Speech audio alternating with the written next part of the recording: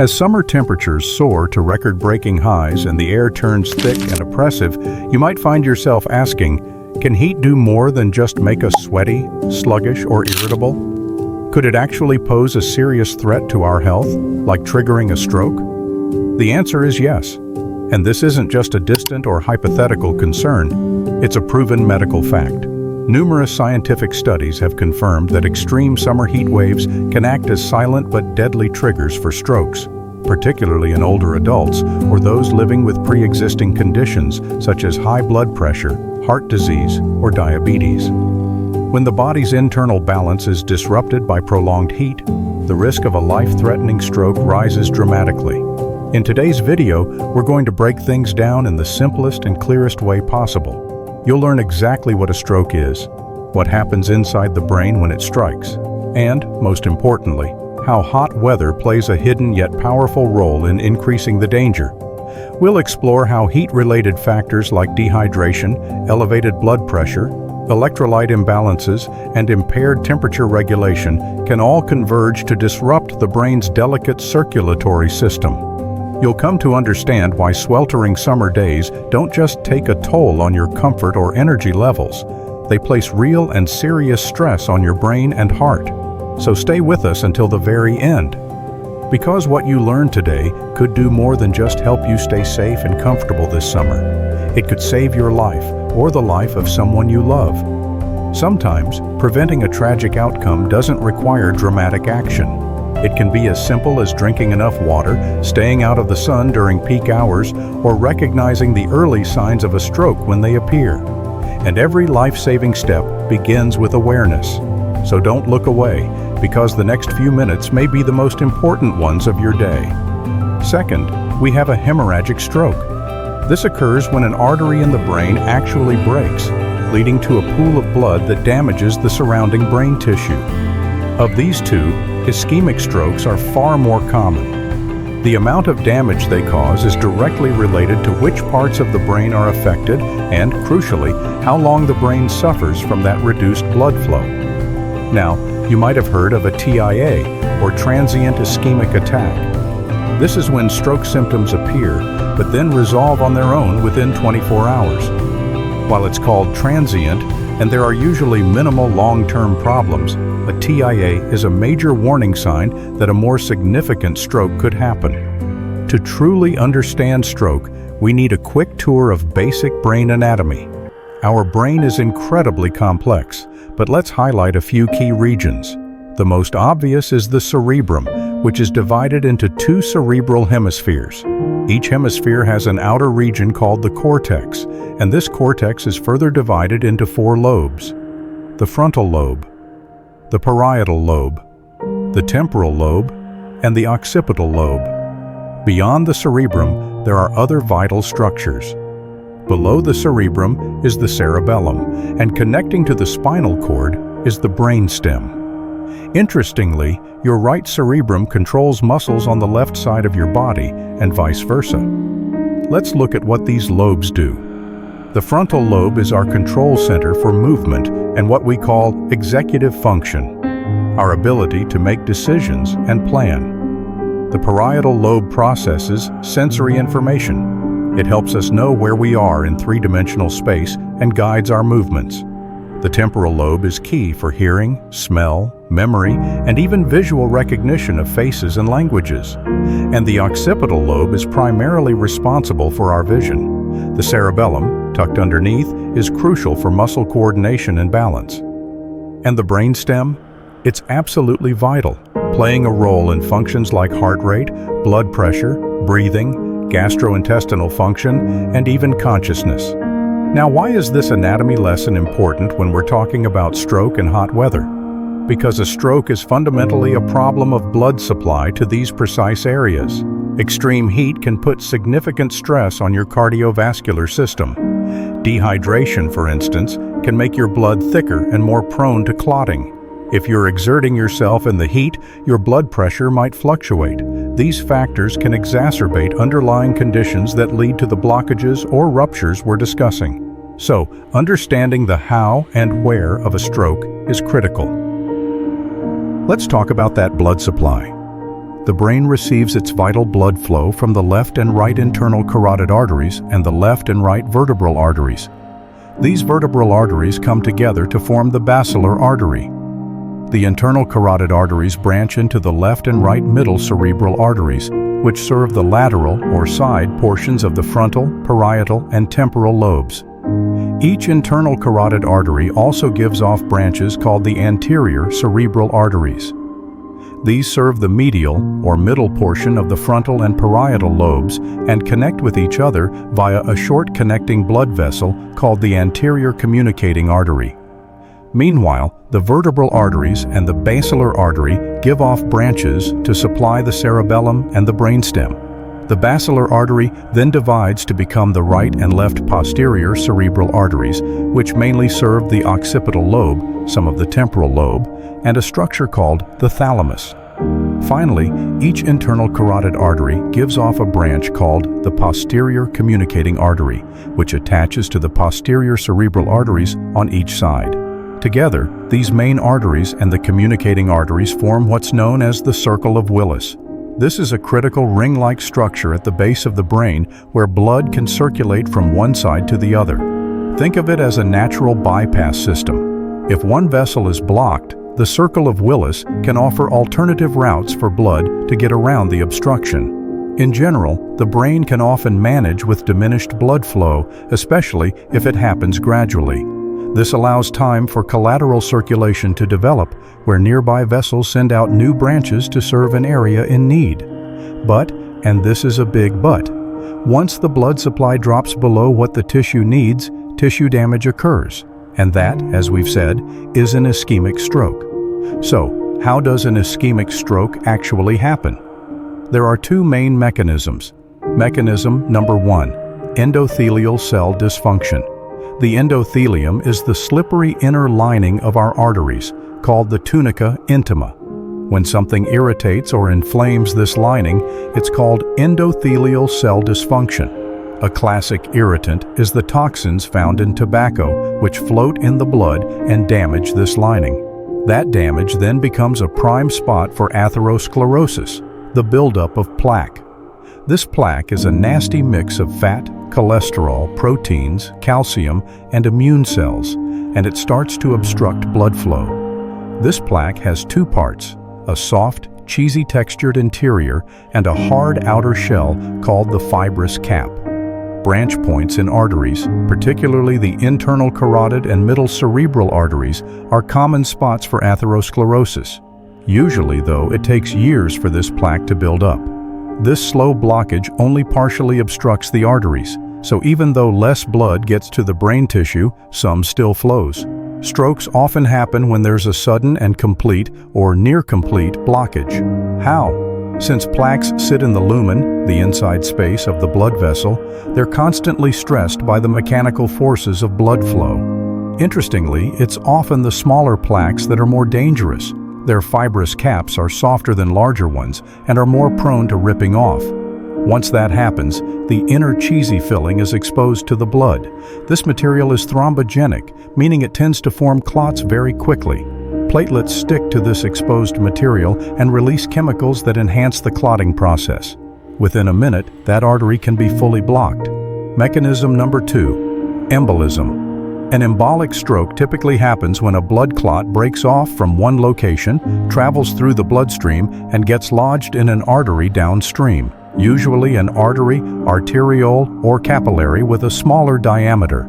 These blood clots often emerge from atherosclerosis, but they can also form in the heart. For example, stagnant blood can form a clot, and blood can stagnate due to conditions like atrial fibrillation, an irregular heartbeat, or after a heart attack. If a clot forms in the left atrium of the heart, it moves into the left ventricle, and from there, it has a direct route to the brain. On the other hand, if a clot forms in the low-pressure veins or the right atrium, it goes into the right ventricle and usually gets lodged in the pulmonary capillaries in the lungs, with no way of getting to the brain. An important exception here is if a person has a heart defect, like an atrial septal defect. This defect allows blood, and potentially a blood clot, to wander from the right side of the heart over to the left side. In that situation, a venous or right atrial blood clot can bypass the pulmonary circulation and establish a route to the brain. Now, there are even specific types of ischemic stroke. One is called a lacunar stroke. These typically involve the deep branches of the middle cerebral artery that feed a part of the brain called the basal ganglia. Lacunar refers to lake because after a lacunar stroke, the damaged brain tissue develops fluid-filled pockets or cysts that look like little lakes under a microscope. Lacunar strokes classically develop as a result of hyaline arteriolosclerosis, which is when the arteriole wall gets filled with protein. This can happen due to hypertension, high blood pressure, or diabetes, and it can make the artery wall quite thick, reducing the size of the lumen. Another situation is when something like shock leads to a reduction in blood flow throughout the entire body.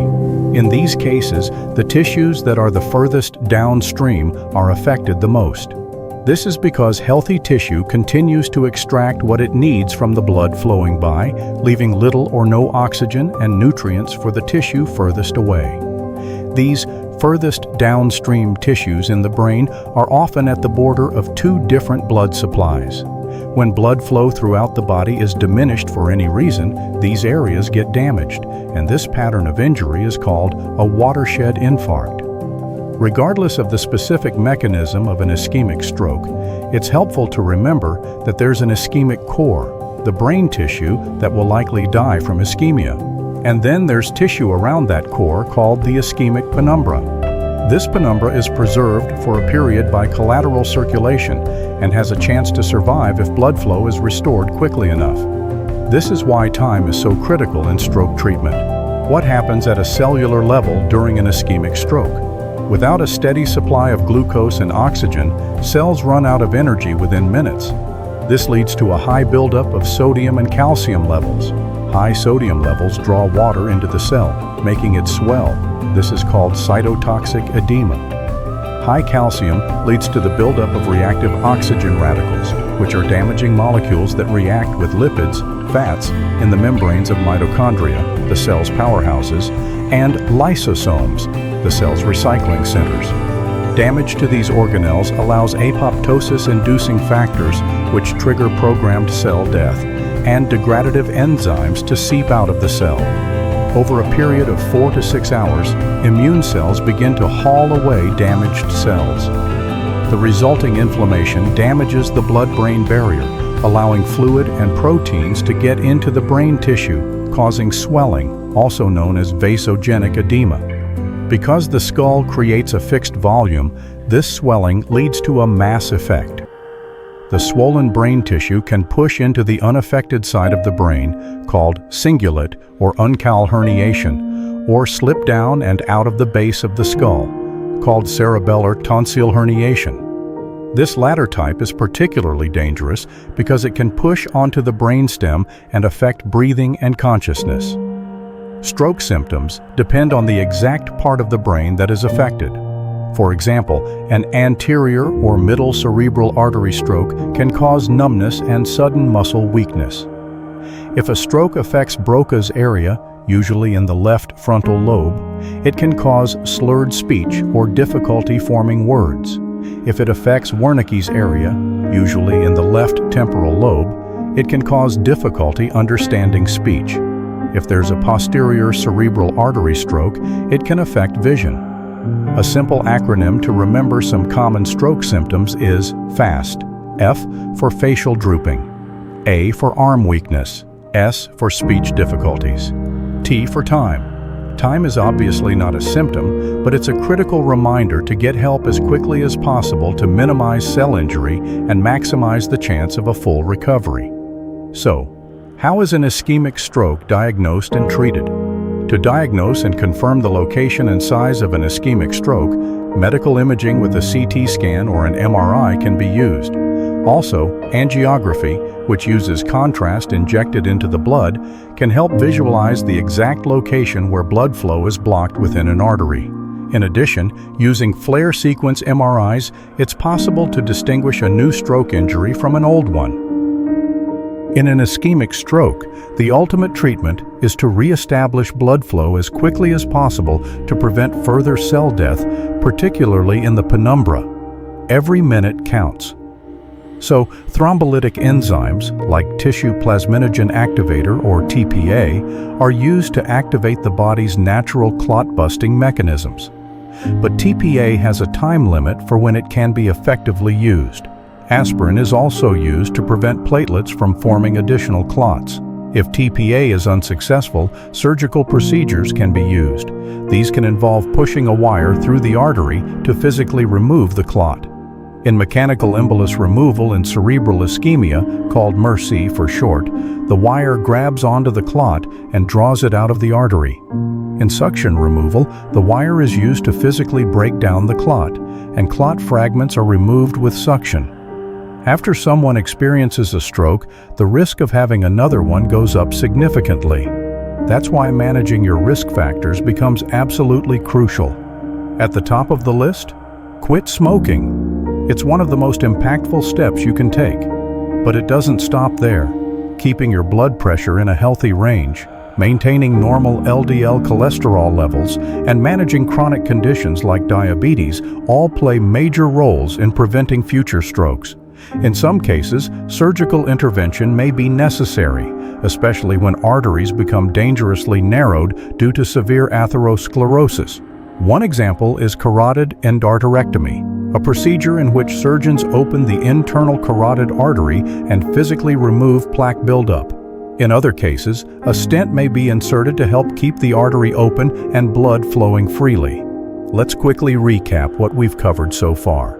An ischemic stroke happens when the brain suddenly doesn't get enough blood due to a blockage.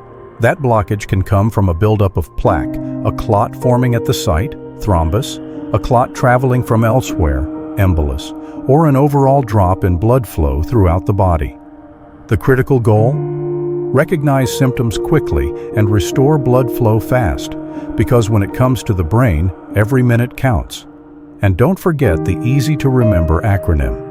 FAST, F, facial drooping, A, arm weakness, S, speech difficulty, T, time to call emergency services immediately. So, what's the big picture here? A stroke is a complex and dangerous medical emergency, but as we've explored, extreme heat can quietly set the stage for it by dehydrating the body, straining the heart, and worsening underlying health problems. That's why, especially during scorching summer months, staying vigilant isn't optional, it's essential. Drink plenty of water, avoid strenuous activity in peak heat, know the warning signs, and don't ignore them. Recognizing a stroke in yourself or someone else and acting quickly can be the difference between recovery and irreversible damage. In some cases, it can mean the difference between life and death. If you found this video informative, please give it a thumbs up and consider subscribing for more life-saving health content. Even more importantly, share this video with your loved ones, because awareness isn't just knowledge, it's power, and power saves lives. Do you have any questions, or maybe personal experiences about staying safe in the heat? We'd love to hear from you in the comments below. Until next time, stay cool, stay hydrated, and most of all, stay aware. Thanks for watching, and we'll see you in the next video.